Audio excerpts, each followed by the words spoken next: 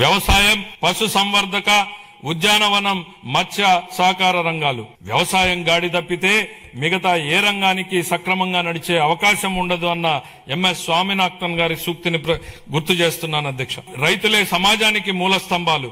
వారు పండించే ఆహారమే ప్రతి కుటుంబానికి మూలాధారం. అందువల్ల రైతుల సంక్షేమమే మా ప్రభుత్వానికి అత్యున్నత ప్రాధాన్యం. అన్నదాత సుఖీభవ, పిఎం కిసాన్ పథకం కింద 2025-26 ఆర్థిక సంవత్సరంలో 46.86 లక్షల రైతు కుటుంబాలకు 20,000 రూపాయలు చొప్పున పెంచిన ఆర్థిక సహాయాన్ని అందిస్తూ మొత్తం 6,600 కోట్లను విడుదల చేశాం. కొత్తగా అమలు చేసిన జీఎస్టీ 2.0 సంస్కరణల ద్వారా వ్యవసాయం మరియు అనుబంధ రంగాలకు సంబంధించిన ఉత్పత్తులు, వ్యవసాయ పరికరాలు, ట్రాక్టర్లపై పన్నుల భారం గణనీయంగా తగ్గించబడింది. దీనివల్ల రైతులకు ప్రత్యక్షంగా లాభం చేకూరుతుంది. పశు సంపదకు పొంచి ఉన్న ఆరోగ్యపరమైనటువంటి ప్రమాదాలను తగ్గించే దిశగా పశు బీమా పథకం అమలుకు మేము నిరంతరం ప్రాధాన్యత ఇస్తున్నాం. పశు సేవలను మరింత బలోపేతం చేయడానికి కొత్త పశు వైద్య భవనాల నిర్మాణానికి 20 కోట్లను కేటాయిస్తూ మౌలిక వసతులను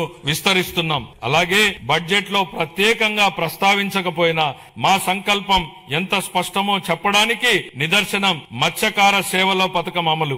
ఈ పథకం ద్వారా ఆర్థిక సహాయాన్ని 10,000 నుండి 20,000కు పెంచాం. దీని ద్వారా 1,20,000 మంది మత్స్యకార కుటుంబాలు లాభపడుతున్నాయి.